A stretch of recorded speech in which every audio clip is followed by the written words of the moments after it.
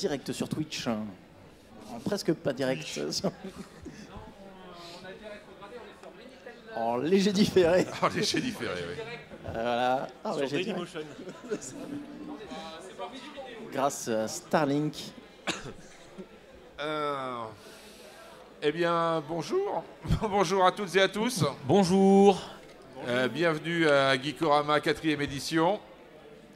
Nous allons démarrer une première table ronde aujourd'hui avec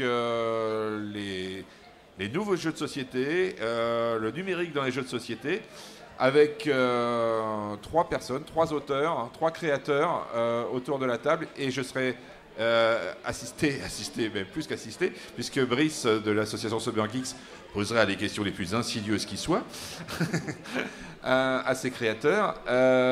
Donc, on va vous présenter Mathieu. C'est ça. Alors, parle dans le micro, Mathieu. Vas-y. Mathieu, enchanté tout le monde. Mais moi, je suis auteur de jeu. J'ai un jeu qui est actuellement en cours d'édition chez Brajlon Games. Bon, malheureusement, il a été édité en 2020, juste avant le Covid, et après, donc du coup, il est en stand-by pour le moment parce qu'il y a beaucoup de retard chez les éditeurs, mais c'est en cours. Et donc, on va en parler juste après. À ma gauche, il y a Nicolas. Alors, est-ce que le micro est ouvert? Ouais. Ça marchera peut-être mieux s'il est allumé. Ouais. Nicolas, donc, de la société Ludotech. C'est ça. Donc, avec ton comparse Alexis, vous allez nous présenter un concept relativement novateur, puisqu'il s'agit de consoles de jeux de société. Je n'en dis pas plus pour le moment. Très bien. On garde la surprise. Et donc, on va parler de ce nouveau concept tous ensemble. Et puis, voilà. On va démarrer. On démarre avec toi, Mathieu. Ouais. Tu disais effectivement que tu es donc créateur d'un jeu que tu vas nous présenter maintenant, Ouais. qui est donc qui sera édité prochainement par la société Brajlon. Ouais. Voilà, tu peux nous présenter ce jeu, s'il te plaît? Ouais, donc c'est un jeu que j'ai commencé à créer en 2017. Un jeu expert, donc pour un public plutôt initié, quoiqu'il y a quand même des gamins de 10-12 ans qui arrivaient à y jouer. Donc c'est un jeu sur les loups.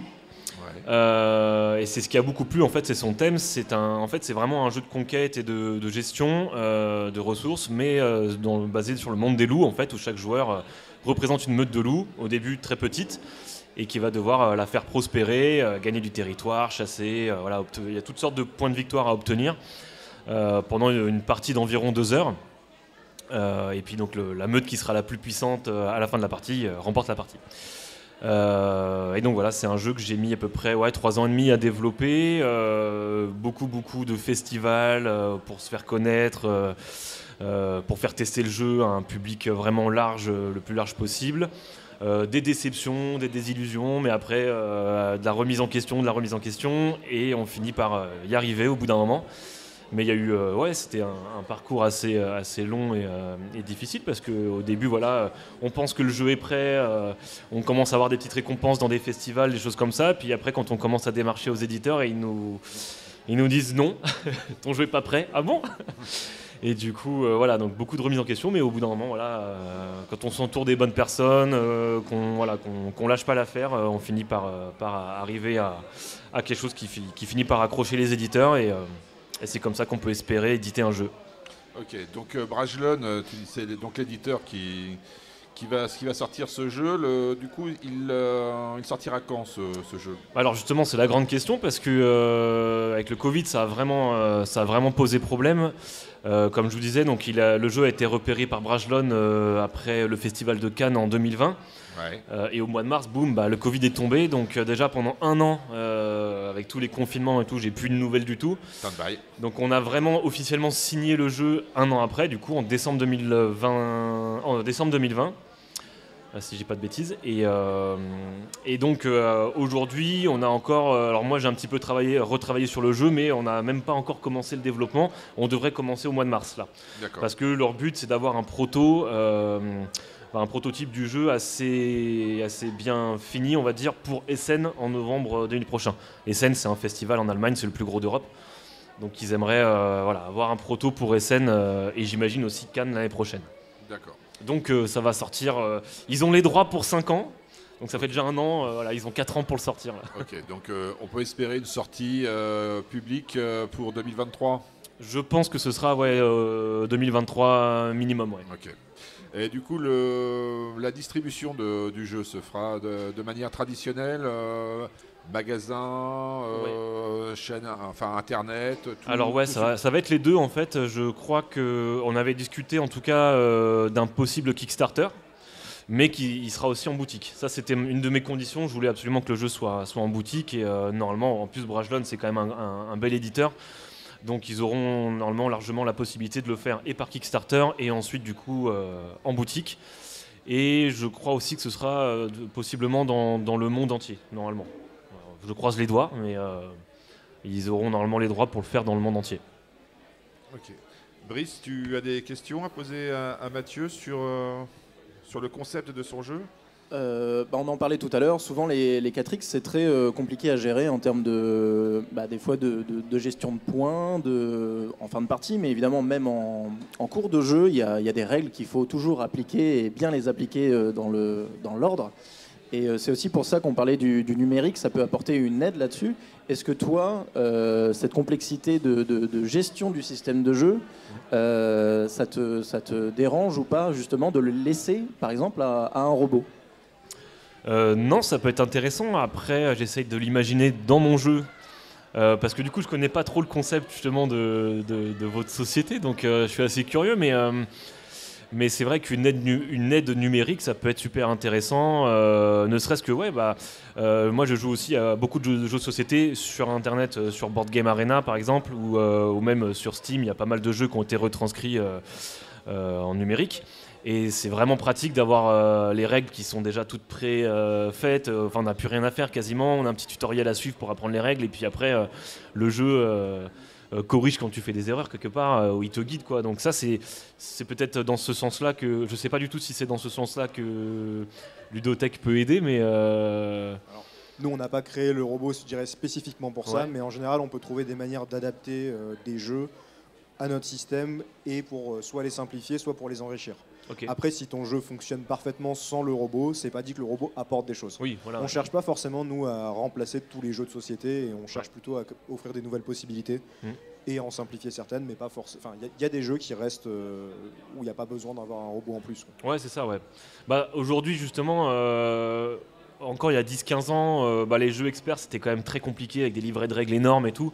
Aujourd'hui, la norme, c'est vraiment de faire des jeux experts, mais qui sont jouables presque par un peu tout le monde, dans une limite de temps. Maintenant, même les jeux experts, des fois, ils font 1 heure, 1 heure et demie maximum, alors qu'avant, les jeux experts, c'était 4 heures, quoi. Donc voilà, les jeux experts sont censés être très accessibles avec des règles très fluides. Mais mine de rien, c'est vrai que mon jeu, par exemple, il y a beaucoup de façons de marquer des points de victoire, et je pense qu'une aide numérique peut être assez bien pour ça. Pour, par exemple, comptabiliser les points de victoire au fur et à mesure de la partie, quand on score avec telle ou telle façon de scorer, justement, ça peut être, je sais pas du tout si ça peut... Ça, justement, nous, parfois, je pense à un jeu Apocalypse qu'on a, qui se rapproche un peu d'un jeu expert. Alors, on est plutôt sur du familial plus, mais il y a beaucoup de petits systèmes comme ça où il faut retenir des points, il faut retenir des ressources qu'on a. Ouais. Et pour ça, justement, le fait d'avoir une interface numérique où on dit simplement ce qui s'est passé pendant le tour, ça peut permettre d'enregistrer des choses. Après, ça peut être simplement une aide numérique sans avoir besoin du robot physique. Ouais, je dirais presque une application pourrait suffire en fait. Ouais, ça pourrait être top. Hein. Après, c'est toujours le problème de trouver le juste milieu entre les gens qui ont le nez sur l'application et simplement enregistrer les points, etc. Là où c'est super intéressant, c'est que par exemple, pour les éditeurs, je pense surtout ça pour les éditeurs, parce que les éditeurs, leur problème toujours, c'est le matériel. Parce que ça coûte cher le matériel, ça coûte très cher. Et c'est pour ça que les jeux sont de plus en plus chers. Parce que maintenant, la mode des jeux, c'est beaucoup de figurines, beaucoup de matos, parce que les gens adorent manipuler. Mais d'un côté, le fait d'avoir une aide numérique, par exemple, j'imagine dans les jeux de gestion de ressources, par exemple, et de soupe de points de victoire, comme on peut appeler, le fait d'avoir une application sur ton téléphone, par exemple, ou sur un iPad, avec tout qui est centralisé dessus, tes ressources, tes figurines, etc., ça peut être aussi super bien, quoi. Et même ton décompte de points de victoire au fur et à mesure, tout en ayant toujours ton plateau de base avec des choses à manipuler quand même, quoi. Mais c'est vrai que là, ça peut être super intéressant. C'est ça. Par contre, il faut toujours garder un peu les objets à manipuler si tu veux que les joueurs soient pas perdus à la fin. Et le côté immersion dans le jeu, ça c'est important aussi. Manipuler des objets, c'est quand même au cœur du jeu de société. Ouais, c'est ça. On peut peut-être rebondir, excuse-moi, je te coupe. non, On peut peut-être rebondir justement sur ce qu'offre votre robot, votre proposition. En plus, évidemment, c'est pas qu'une aide de jeu, c'est même pas une aide de jeu, c'est vraiment un système vraiment unique. Et justement, quelle technologie il y a à l'intérieur de ce robot et qu'est-ce qu'il va nous apporter en termes de gameplay? Donc nous, l'idée, c'était vraiment d'intégrer de la technologie dans le jeu de société, mais sans perdre le côté objet physique, le côté convivial du jeu de société. On voulait pas que les gens aient tous le nez sur un écran à la fin et se regardent pas. Donc on a créé Olem. Olem, donc, c'est un robot qui va pouvoir jouer avec vous à des jeux de société. L'idée, c'est plutôt de créer des nouveaux jeux de société et des nouvelles fonctionnalités dans le jeu de société, d'apporter des nouvelles fonctionnalités dans le jeu de société et pas de recréer, d'adapter que des jeux existants. Par exemple, donc, il va pouvoir interagir avec les joueurs en détectant les mains. Il va pouvoir détecter des figurines, des cartes sur le plateau, les bords du plateau, les bords de la table si on ne veut pas qu'ils tombent. Et il va être connecté au téléphone pour qu'on puisse profiter quand même des fonctionnalités du téléphone. Donc par exemple, si dans un jeu j'avais besoin du micro, j'ai pas besoin d'avoir un micro sur le robot puisque j'ai un micro sur le téléphone. Donc après, Olem va pouvoir se déplacer sur le plateau, il va pouvoir faire du bruit, faire de la lumière, avoir une voix s'il faut. Et avec ça, donc nous, on crée des nouveaux jeux. Donc par exemple, on a des jeux qui vont se baser plutôt sur de l'exploration de donjons, dans lesquels les joueurs vont coopérer contre le robot pour essayer de trouver des trésors dans un donjon et ressortir avec. Et le robot va être une vraie intelligence artificielle sur le plateau.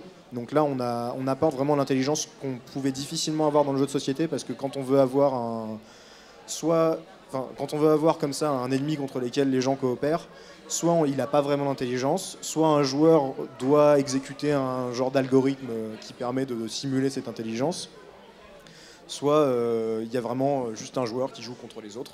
Ce qui se fait aussi, et on a même des jeux qu'on prépare qui sont comme ça, où un joueur va contrôler le robot et d'autres unités contre les autres joueurs. On en parle un petit peu en off tout à l'heure, ensemble, quand on a préparé la table ronde. Ça fait combien de temps que vous êtes sur ce projet qui se concrétise aujourd'hui? Donc ça fait 4 ans à peu près que l'idée est née.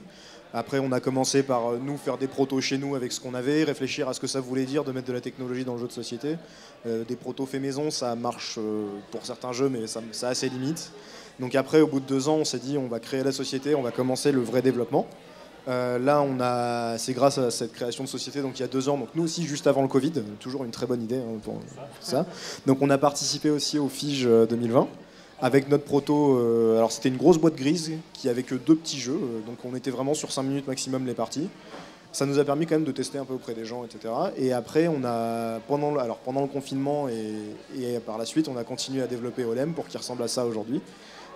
Et on a continué à développer des jeux après, donc maintenant on est à 9 jeux qui fonctionnent et on continue à travailler sur d'autres jeux. Là, notre objectif, c'est vraiment d'arriver à au moins 15 ou 20 jeux à la sortie d'Olem et à la livraison, pour que les gens puissent déjà avoir un certain contenu avant d'avoir... Alors vous êtes 3 dans la société, toi Nicolas, Alexis également, le 3e compère Mathieu. Encore un. Du coup, on peut expliquer le rôle que vous avez chacun, parce que vous avez quand même des rôles assez précis dans la société. Toi Nicolas, on va commencer par toi. Moi, je suis vraiment sur la partie logicielle, principalement parce que c'est moi qui avait le plus de connaissances là-dessus. Je fais la partie sur le robot, je développe les jeux et j'ai aussi travaillé sur l'application, les serveurs, etc. Mais maintenant, on commence à se faire aider pour ces sujets-là, pour que ce soit plus que moi et que je puisse passer aussi plus de temps, par exemple, à aider Alexis sur ses fonctions. Je te laisse te présenter. Vas-y Alexis. Alors pour ma part, je suis plutôt sur la partie game design, marketing, communication et gestion de l'entreprise. Donc c'est un scope très large. Ça vient aussi de notre formation où on est tous les 3 issus de la même école d'ingénieurs. Nicolas spécialisé dans les systèmes embarqués, donc sur le développement des facilités énormes qui ont été très utiles. Mathieu, lui, de son côté, est plutôt sur l'électronique. Il s'est aussi spécialisé un petit peu sur l'industrialisation d'Olem. Donc il y a aussi un gros sujet là-dessus, parce que créer un produit technologique, c'est une chose, le rendre industrialisable, c'est une autre affaire, et c'est un des points qu'on voulait tester avant d'arriver à notre Kickstarter, s'assurer que le produit qu'on proposait, on savait l'industrialiser et qu'on savait à quel prix on pouvait le faire, et qu'il n'y ait pas de mauvaise surprise pour nos contributeurs. Et sur mon scope de mon côté, comme j'ai un profil un peu moins technique, je suis plus dans la gestion de projet de base. Très rapidement, j'ai préféré prendre un peu ces sujets où Alors j'ai moins de compétences forcément que quelqu'un qui sort d'école de commerce, mais où il faut savoir être pluridisciplinaire et jongler avec toutes ces tâches du quotidien. Et le troisième compère, donc Mathieu, lui, il est plutôt concentré sur quel aspect? Mathieu, lui, il est sur l'électronique et l'industrialisation. D'accord. Donc tout ce qui est travailler sur les composants, la carte électronique au sein de l'EM et l'industrialisation, donc s'assurer de créer un produit qu'on peut faire construire au fur et à mesure. Donc on a 3 profils différents, mais ce qui vous réunit, c'est le jeu. Voilà. C'est ça. D'ailleurs, je pense que de toute façon, vous êtes aussi là pour faire des démonstrations de ce jeu. Donc j'invite les personnes ici présentes à venir à partir après la table ronde de participer à des parties avec vous. Vous avez plusieurs jeux à disposition, je crois. Oui, tout à fait. Les 9 jeux sont disponibles. On est sur le stand tout au fond là-bas. Tout au fond là-bas, à droite. Et on a des parties de jeux de 5 minutes à 2 heures. Alors 2 heures en salon convention, on évite de le sortir, ça monopolise un peu la table, mais tous les autres jeux sont accessibles justement pour faire découvrir aux joueurs. Ça nous permet à la fois de voir à quel point le concept plaît et aussi d'avoir des retours utilisateurs. Ok, donc il y a effectivement, tu disais 9 jeux, il y en a 10 je crois au total qui seront vendus, ouais, c'est ça, avec le robot, avec le LEM. Les types de jeux, il y a des choses assez différentes. Ouais. 2-3 idées comme ça. On a essayé d'élaborer un catalogue de jeux initial qui soit le plus large possible. Donc ça se reflète par exemple dans les durées de jeu. Faire des parties en 5 minutes versus 2 heures, c'est des concepts très différents. Donc il y a Gardien et Voleur que présentait Nicolas tout à l'heure, où on va explorer un donjon. Là on est plutôt sur de la coopération. Un jeu où on utilise le smartphone aujourd'hui sur le jeu. On cherche à s'en affranchir, c'est un autre sujet. On a Apocalypse, ça c'est le jeu de 2 heures dont je parlais un peu plus tôt. On est sur de la pose d'ouvriers qui vont nous permettre de contrôler des ressources. On peut utiliser ces ressources pour contrôler Olem et l'envoyer sur les adversaires pour justement détruire leurs ouvriers. Il y a aussi c'est vraiment un jeu d'alliance et de trahison où avec tes ouvriers tu peux déjà faire sauter les ouvriers adverses, mais tu peux aussi tout simplement contrôler des ressources et mettre quelqu'un d'autre sur le sujet. J'allais dire un jeu tristement d'actualité. Oui. Très bien. Donc le concept est relativement novateur parce que je crois que c'est la première fois que je vois moi ce type de produit. C'est vrai que quand on parle de numérique dans le jeu de société, on pense effectivement à des interactions avec le smartphone, avec une tablette, à voir avec des tables de numérique de jeux qui se multiplient ces dernières années. Je crois que Brice, tu es un petit peu travaillé sur le sujet. Ouais, alors j'ai travaillé un tout petit peu j'ai fait des études de jeux vidéo, donc j'ai pu travailler un petit peu sur les tables tactiles.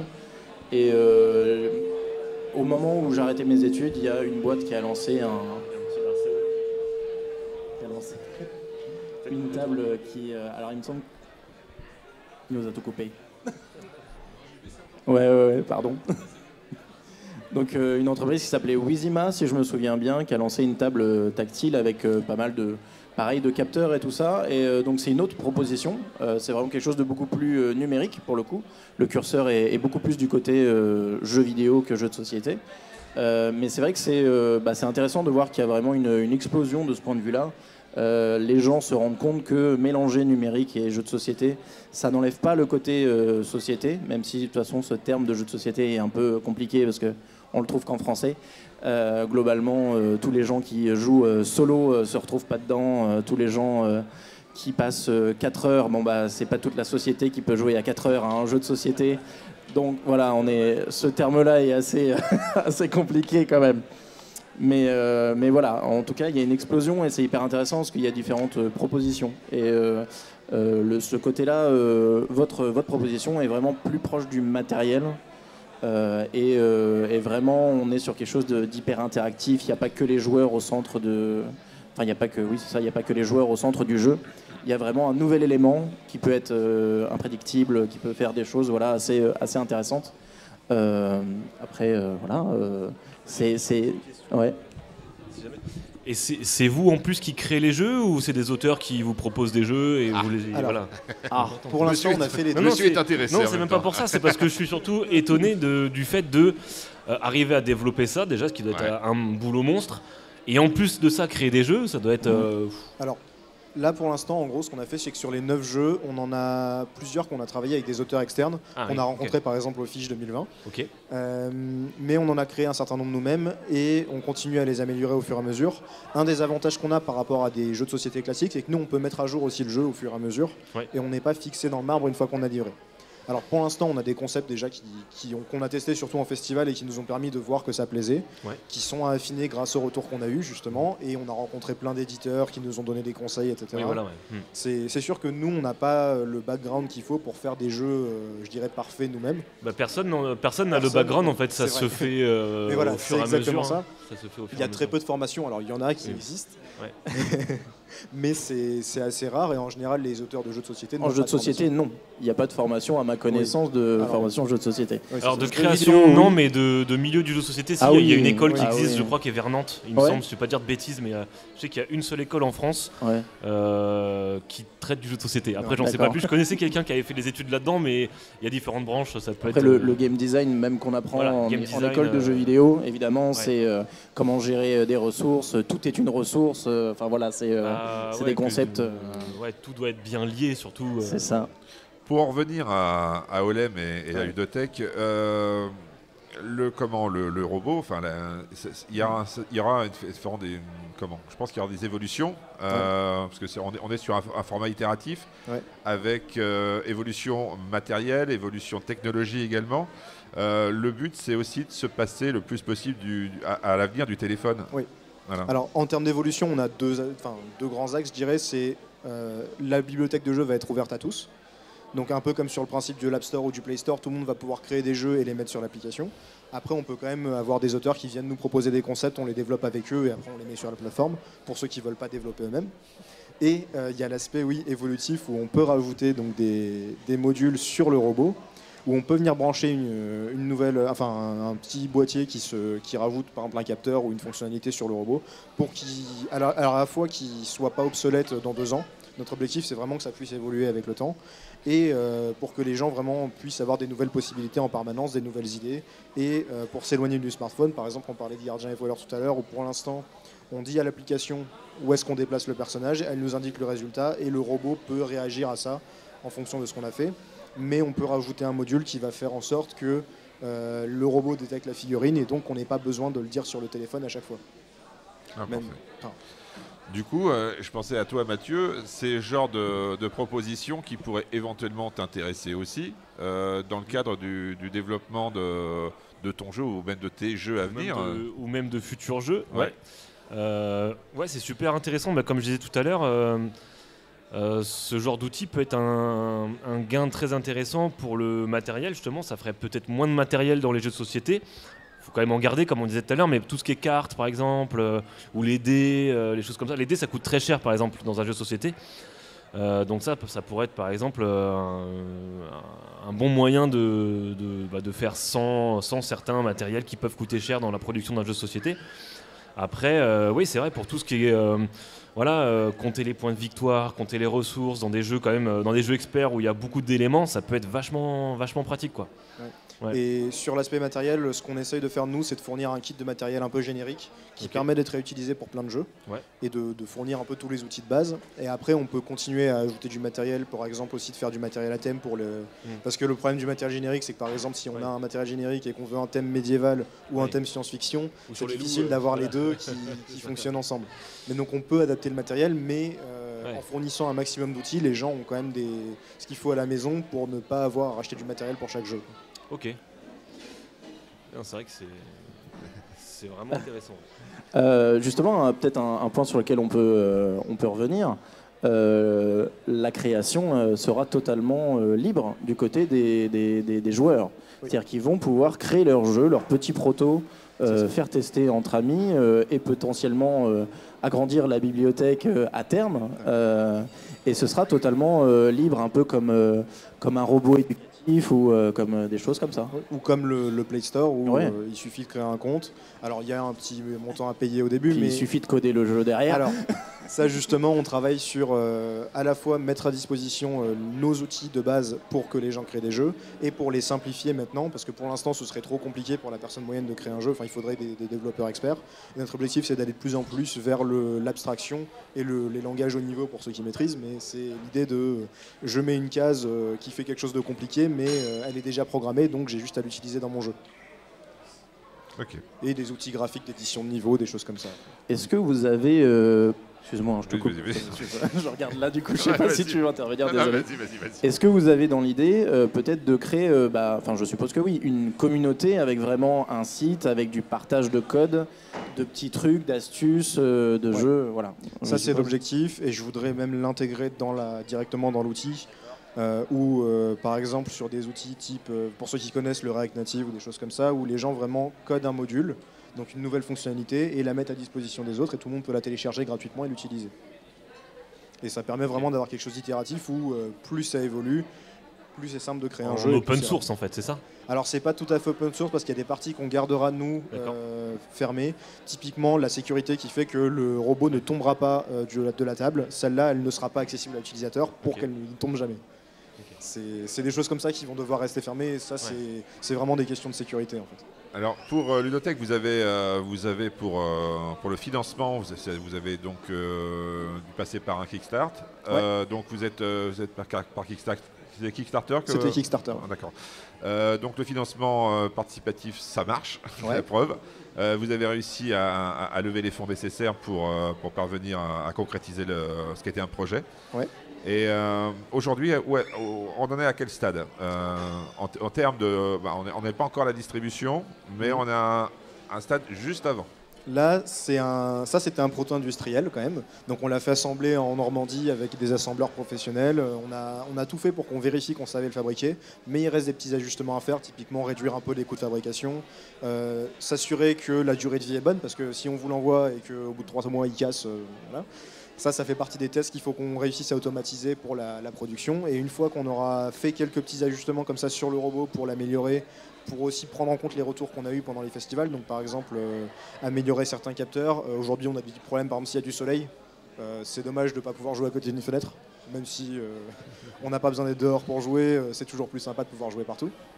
Et donc une fois qu'on aura fait ces améliorations là, on passe à la production et on pourra livrer pour commencer à distribuer un peu plus traditionnellement.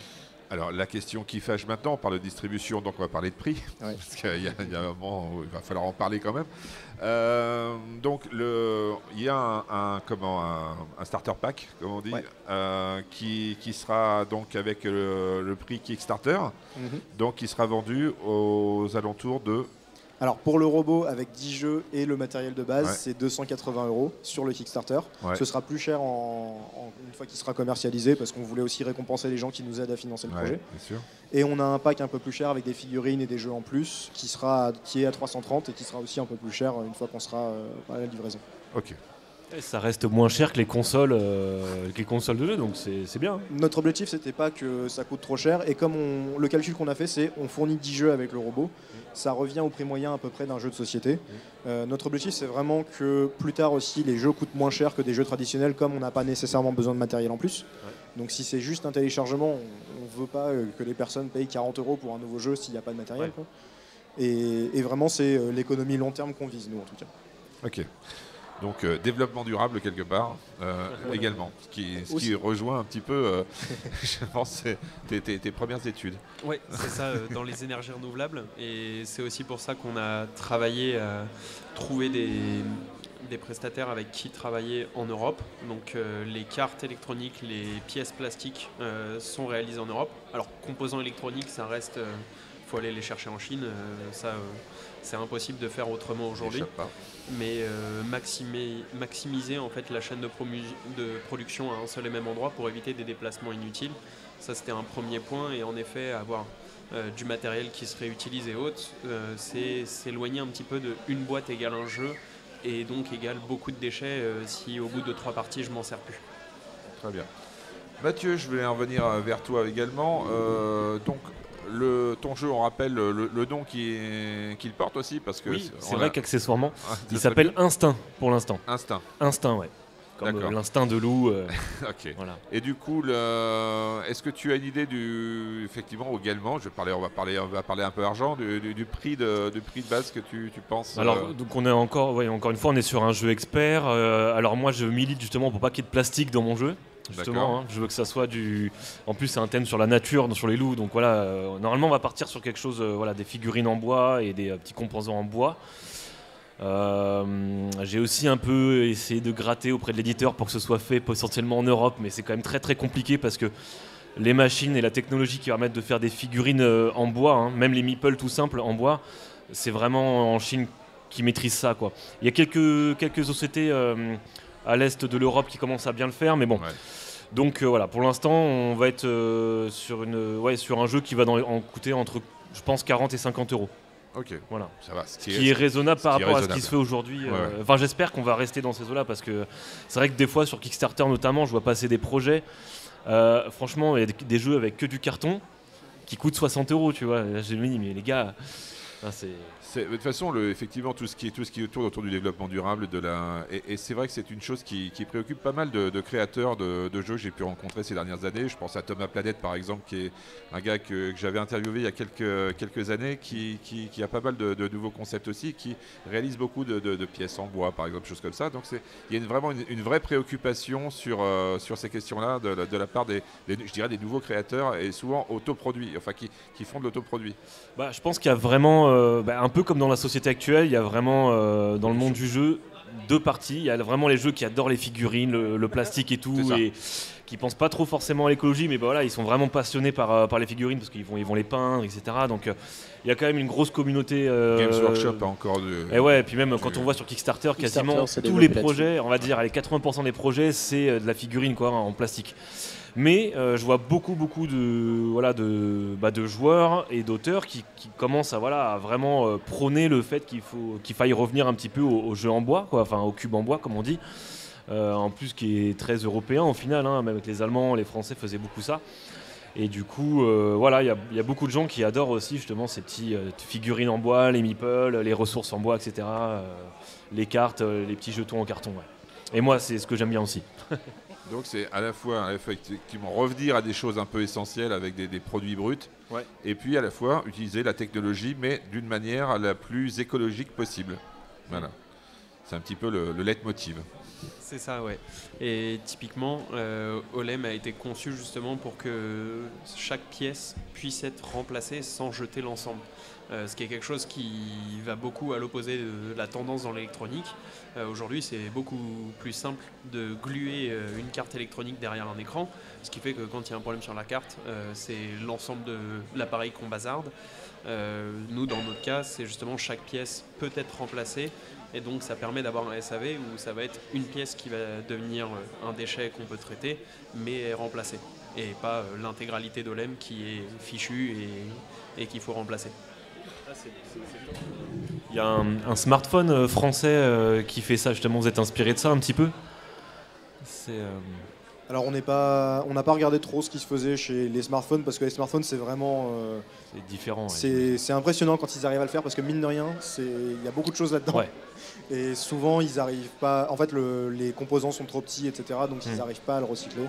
Nous, justement, on a tout conçu aussi pour que, par exemple, en fin de vie, comme on peut démonter, on peut aussi séparer les plastiques de l'électronique et recycler les choses séparément. Ah, c'est top, c'est vraiment bien pensé, ouais. Alors justement, est-ce que les petits hackers pourraient vraiment, parce qu'on peut accéder au code et faire des jeux, mais est-ce qu'on pourrait développer nous-mêmes des petites extensions, par exemple, mais matérielles, des extensions matérielles, avec un kit Arduino ou quelque chose comme ça, par exemple? Je pense, alors ce sera faisable de toute façon. Après, à quel point est-ce qu'on aide les gens à le faire ou pas, ça, je pense que ça dépend aussi de la volonté des gens, de la communauté, etc. Ouais. Nous, on n'a pas d'opposition à ce que les gens, en tout cas, fassent des choses sur Olem. Ça nous, plus il y a de possibilités, plus on est content. Finalement, nous, ce qu'on veut, c'est voir des jeux, voir une communauté active sur Olem et voir le produit un peu vif sans nous, et que ce soit pas nous qui soyons la source de tous les jeux. Et donc, je pense qu'on ouvrira la création de jeux, la création de modules et de jeux justement à ça. C'est une bonne idée. Ouais. J'avais envie de demander aussi, pour retourner un petit peu sur le sujet principal, évidemment, vous êtes des joueurs de jeux de société. Et j'avais envie juste de vous poser la question toute bête. À quel genre de jeu est-ce que vous jouez en dehors des jeux justement d'Olem? Moi, c'est principalement Magic. Je dépense un peu trop d'argent dans Magic et un peu trop de temps. Bon. Comme beaucoup de gens, je pense, dans... Ça fait beaucoup rire Alexis, à mon avis, c'est pas un peu, c'est pas beaucoup, c'est énormément, non? Alors Non. par rapport à d'autres joueurs de Magic, c'est vraiment raisonnable. C'est vrai. Pour quelqu'un qui est étranger, on va dire, aux jeux de cartes à collectionner, ça peut surprendre. C'est tout à fait raisonnable. Mais il m'a fait tomber là-dedans aussi, donc je vais pas trop le critiquer. Pour ma part, moi je vais plutôt être sur les jeux justement, gestion un peu Eurogames et autres. Les gros anciens, The Colonist, où c'est 8 heures si tu veux faire toutes les parties. Ça c'est mon dada de base. Après, avec Ludothèque à côté, ça fait que j'ai commencé à apprendre à me diriger vers des jeux beaucoup plus courts où tu as le temps de t'y mettre sur une soirée et pas il faut ton week-end si tu veux faire une ou deux parties, quoi. Je voulais vous demander un truc. Est-ce qu'il y a des jeux solo qui existent pour le LEM? Aujourd'hui, on n'a pas conçu les jeux pour qu'ils soient joués en solo parce qu'on voulait d'abord mettre en avant le côté jeu de société. Ouais. Et pour nous, ça passe par avoir plusieurs personnes. Alors, comme on le disait tout à l'heure, le terme jeu de société est compliqué. Mais on a deux de nos jeux qui peuvent être déjà joués tout seuls. Donc, Gardien et Voleur, où en fait on peut juste contrôler plusieurs personnages et jouer tout seul contre le robot.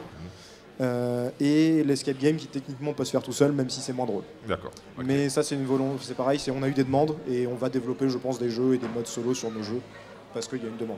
Ok, donc dernière ligne droite pour cette table ronde. Comment est-ce que vous voyez l'avenir chacun d'entre vous là, en termes de développement est-ce qu'il y a d'autres concepts que vous avez déjà en tête ou est-ce que vous allez continuer à développer sur le LEM pour l'instant et que vous dirigez vers je sais pas, un peu plus de variété de jeux voilà, je sais pas. Alors, dans un premier temps, ça va être vraiment peaufiner au LEM et rajouter des fonctionnalités, rajouter des jeux et montrer tout ce qu'on peut faire avec et vraiment aller au bout des choses parce que plus on avance, plus on se rend compte que les gens ont des idées, qu'on peut aller plus loin et qu'on peut rajouter des choses. Et d'un autre côté, comme on l'a conçu pour qu'il soit connectable avec un peu tout appareil, l'idée pour moi en tout cas c'est aussi de faire évoluer l'écosystème et de pouvoir même rajouter éventuellement par exemple s'il y avait d'autres OLEM qui pouvaient jouer avec lui ou même des extensions entre guillemets mais qui soient utilisables toutes seules ou qui détectent les figurines sans lui, etc. C'est vraiment un écosystème de jeux hybrides qui reste concentré sur les objets physiques, en tout cas à mon sens, et la partie communauté. Ouais. Après Alexis veut peut-être rajouter des choses parce qu'on a chacun un peu notre vision, c'est l'avantage d'être à plusieurs. C'est justement ce que j'allais dire, c'est que quand tu me dis ça, moi je ressens la complémentarité de notre équipe. C'est que je vois l'évolution principalement par l'évolution du nombre de jeux et de leur variété. Mais quand on le voit aussi dans un produit qui évolue dans un écosystème, à partir de là, ça ouvre le champ des possibles sur créer de nouveaux jeux. Et c'est ça qui est super, un peu ce côté ping-pong, où on va peut-être pas avoir nécessairement les mêmes idées, mais par contre en rebondissant dessus, on va super loin, parce que de mon côté, pour moi, c'était réussir à avoir une communauté autour de l'EM. Là, on se rejoint parfaitement. Et en termes d'évolution, je le vois plutôt sur la variété de jeux offertes.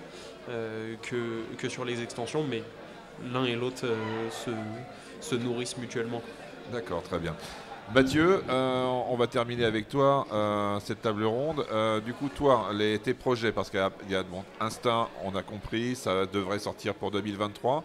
Est-ce que tu as déjà des nouveaux concepts de jeux et est-ce que justement, les petites discussions qu'on a pu avoir depuis presque 40 minutes là, entre nous, est-ce que ça te donne des nouvelles idées? Est-ce que ça peut te nourrir de nouvelles idées, de nouvelles envies?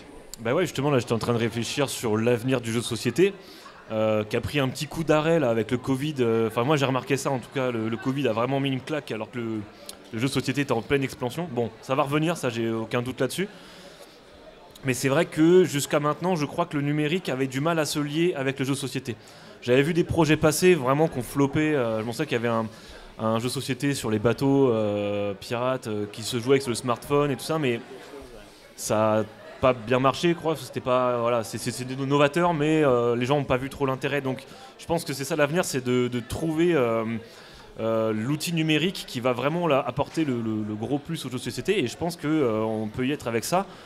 Donc moi je suis curieux, je vais venir découvrir parce que franchement j'ai envie de voir plus concrètement ce que c'est. Ouais, voilà. Il vivo. Donc on va aller voir ça, mais oui, après pour répondre à ta question, bah ouais, j'ai d'autres projets de jeux que je développe tranquillement parce que bon, bah, comme on en parlait tout à l'heure, il faut du temps et c'est vrai que c'est pas facile, mais voilà, moi je repars sur des jeux un peu plus, on va dire classiques, un peu plus à l'ancienne, des jeux historiques. J'aime beaucoup l'histoire, donc je pars sur des jeux un peu plus historiques. Voilà. Quelle période? Alors là, je suis pas mal sur la période d'Alexandre le Grand. C'est un D'accord. truc qui m'intéresse énormément, qui n'a pas été trop traité encore. Donc j'aimerais, voilà, je suis en train de réfléchir à tout ça. Donc l'Antiquité aussi, j'adore. Bon, l'Antiquité pour le coup ça a été pas mal fait, mais voilà, là c'est la difficulté de trouver quelque chose d'original dans cet univers-là. Mais aussi, et alors c'est triste à dire parce qu'on est en plein dedans, j'avais commencé à réfléchir à un jeu de potentiel Troisième Guerre mondiale. Donc voilà, là les événements actuels, on est un peu en plein dedans, mais c'est très peu traité. Et, Ok. Fais la 4e voilà. direct, hein, je crois. ouais, on peut partir sur la 4e direct, ouais, c'est ça. Très bien. Mais, voilà. Brice, tu as d'autres questions à poser à nos invités? Pas forcément des Non. questions, non, juste Non, une petite synthèse, vas-y. justement, que le fait de voir toutes ces nouvelles propositions, c'est hyper intéressant. On voit que les auteurs et les éditeurs se sont dirigés d'abord vers le smartphone, vu que tout le monde en avait dans les poches. Ouais. Donc évidemment, c'est super pratique, mais derrière ça, il y a toutes les questions de... si demain Google ferme ses serveurs, il n'y a plus d'App Store, donc on est dans la... Voilà. Il y a plein de problématiques qui vont avec ça, et le fait d'avoir un système dédié qui est distribué justement par une entreprise, alors évidemment, qui peut aussi fermer, mais c'est pas ce que je vous... voilà, ce que je vous souhaite évidemment. Tant qu'on est à peu près open source, Mais l'avantage, voilà, que c'est les gens ça, pourront reprendre. exactement. Le côté open source, voilà, ça survit s'il y a un problème. Et justement, ça permet de pallier tout ça. Et donc, il y a plein de propositions différentes, il y a plein de nouvelles choses qui apparaissent. Et non, au contraire, c'est hyper... comment dire, c'est une très belle vision en fait, du jeu de société pour moi. Le fait que ça parte dans tous les sens, que les créateurs et que les éditeurs aussi osent sortir des nouvelles choses comme ça. Donc voilà, il faut qu'il y ait de l'évolution de tous les côtés, que ce soit les éditeurs de jeux classiques, mais aussi des nouvelles boîtes qui se montent autour de la tech. Donc franchement, génial. Très belle initiative. Merci. Merci. Eh bien, écoutez, Nicolas, Alexis, Mathieu, Brice, merci beaucoup pour cette première table ronde de ce Geekorama numéro 4. Eh bien, je vous invite à vous balader maintenant dans les allées du festival et puis d'aller tester le fameux Olem de Ludothèque. Merci à vous. Merci. Merci à tous.